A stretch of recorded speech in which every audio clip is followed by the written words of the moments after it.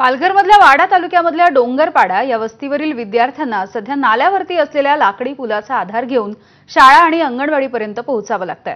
पक्का रस्ताच नसल्यामुळे मोठा नाला पार करावा लागतो आणि या नाल्यामध्ये पावसाळ्यामध्ये पाण्याचा प्रवाह वाढतोय आणि या गावकऱ्यांनी लाकडी ओंडके टाकून या ठिकाणी पूल तयार केलाय।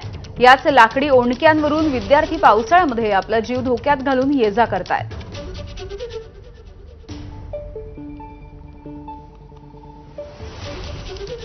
तर ही दृश्य आपण बघतोय पालघरमधली अत्यंत चिखलाचं असं साम्राज्य असणारा हा रस्ता। खरं तर यामधून वाट काढावी लागते। दुसरीकडे हा नाल्याचा प्रवाह आपण बघतोय आणि इथूनच आता या लहान मुलांना या लाकडी ओंडक्यांवरून हा प्रवाह पार करावा लागतोय।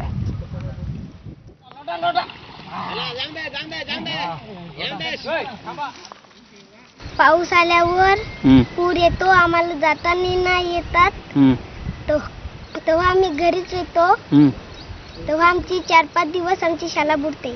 2 किलोमीटर असेल अंगणवाडी, तिथे मुलं इथून नाला उतरून मुलं अंगणवाडीत जातात। जर 4-5 दिवस जर पाऊस पडला तर 4-5 दिवस पोरं आमची घरी असतात। पोरांना जर आहार जर नसेल भेटत मग पोरं उपस्थित होणार नाही का?